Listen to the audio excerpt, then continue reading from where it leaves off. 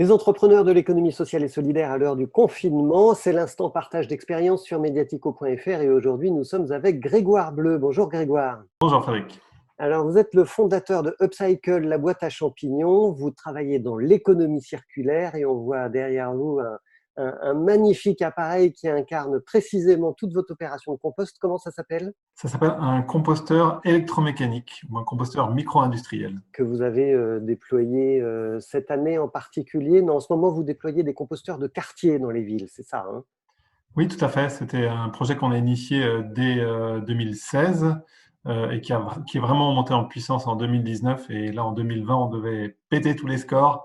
Malheureusement, il y a un virus qui est venu se gripper dans la machine, mais je suis pas sûr qu'il arrivera à l'arrêter pour autant. Alors racontez-nous, comment est-ce que vous avez pris ce choc du confinement? C'était il y a 4 semaines maintenant. Comment vous avez notamment réorganisé vos équipes et votre façon de travailler? La chance qu'on a, c'est que on est deux gestionnaires, Arnaud et moi, au sein d'Upcycle. Et donc, on a pu un peu compter l'un sur l'autre et notamment se coacher mutuellement. Donc, le premier truc qu'on a fait, c'est accepter la notion de choc et de se dire qu'on avait tous besoin d'une semaine pour digérer ça d'un point de vue familial. Donc, on n'a pas mis trop la pression aux équipes. On s'est dit, écoutez, prenez le temps, réalisez, c'est traumatisant ce qui se passe. Donc voilà, donc on se reparlera et ceux qui veulent continuer à travailler travaillent et ceux qui veulent s'arrêter parce que ils ont besoin de gérer leur famille le font et on se voilà. Donc on a un peu ajusté et chacun s'est un peu adapté comme il le pouvait à vrai dire. Beaucoup d'humilité et de bienveillance en même temps à l'égard de vos équipes alors. C'est ça. Et puis une volonté de sentir un peu ceux qui avaient parfois on a besoin au contraire de mettre de l'énergie, d'aller dans l'action. Et puis parfois juste, Arnaud il a 4 enfants, moi j'en ai 2. Et donc en fait on est juste aspiré par la famille et ça nous paraît plus important que le travail. Donc il faut savoir accepter ça et le faire quoi. Alors les équipes d'Upcycle, la boîte à champignons, c'est combien de personnes et comment vous avez organisé le travail des équipes qui sont réparties à plusieurs endroits en France?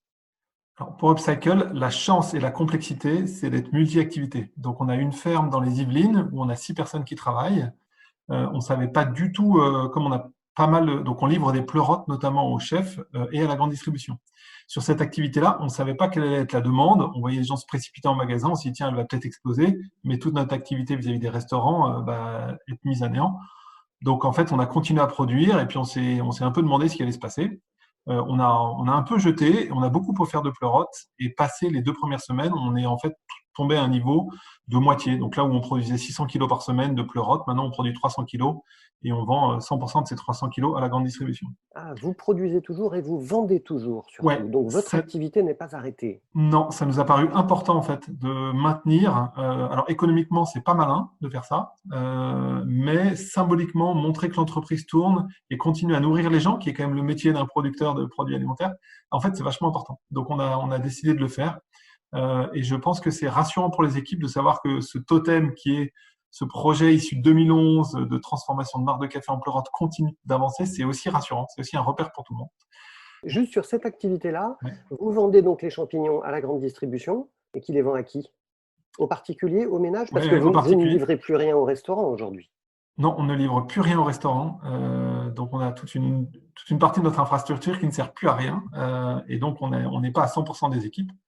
En gros, on a considéré que plus votre salaire était bas, moins il fallait vous mettre au chômage technique d'un point de vue, je sais pas, peut-être éthique, et puis pour ne pas vous faire risquer de perdre du salaire. Et puis d'un point de vue aussi, c'est souvent des gens qui vivent dans des endroits plus exigus et donc qui sont aussi contents d'aller travailler, en tout cas qui ont été demandeurs. Donc du coup, on a maintenu les contrats ouverts à plein temps pour ces personnes-là. Alors sur les 2 autres activités, On a 2 autres activités. Une activité que vous voyez derrière moi, qui est une activité compostage. On a continué à signer des contrats et on a profité, on s'est dit, c'est un peu notre obsession chez Upcycle, vous savez, c'est comment faire des contraintes, des opportunités. Donc on en a fait à partir du marc de café, on le fait à partir des déchets, mais finalement on peut aussi l'appliquer d'un point de vue business. Donc on s'est dit, en fait, on a 2 mois devant nous. Qu'est-ce qu'on fait de ces 2 mois? On avait plein de projets d'amélioration de l'accompagnement client, de design, de nouvelles machines un peu techniques. Et donc on a dit à tous nos prestataires, surtout ne vous arrêtez pas, on va vous donner du travail de recherche et de consolidation de notre métier. Et c'est ce qu'on a fait, c'est ce que je suis en train de faire. Donc en fait, toute notre activité R&D aujourd'hui est maintenue à 100%. Et sur le conseil, ça a été notre grande surprise, c'est qu'on s'attendait à ce que l'émission s'arrête. Et en fait, on a signé plusieurs contrats de mission de conseil, notamment avec les collectivités. Et je bénis notre décision avec Arnaud il y a 1 an de lancer une activité collectivité dans Upcycle et de ne pas travailler qu'avec le secteur privé. Parce qu'en ce moment, les collectivités ont effectivement plus de marge de manœuvre que le privé, quoi.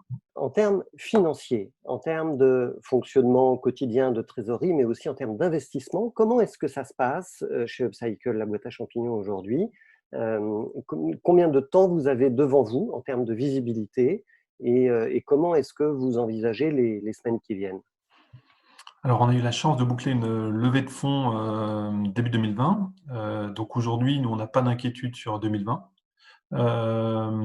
Mais en revanche, on se préoccupe de 2021 avec une composante, c'est qu'une levée de fonds, on l'a fait pour développer l'entreprise et pas pour cramer du cash en attendant que des meilleurs jours. Donc aujourd'hui, on est en démarche avec notre banquier, avec la BPI. Vous aviez levé combien? On avait levé, on va dire, si on met tout dedans, à peu près un peu plus de 2 millions d'euros. Du coup, on a des fonds propres assez élevés. Par ailleurs, on a fait une bonne année 2019, donc on a un bon exercice. Donc c'est vrai que pour emprunter, quand on a un exercice positif, bah, ça aide. Et donc du coup, c'est vrai qu'on est plutôt bien accueilli par les banques. Et donc on a, a priori, voilà, on attend la réponse dans les prochains jours, mais a priori, on est couvert sur 2020 et 2021.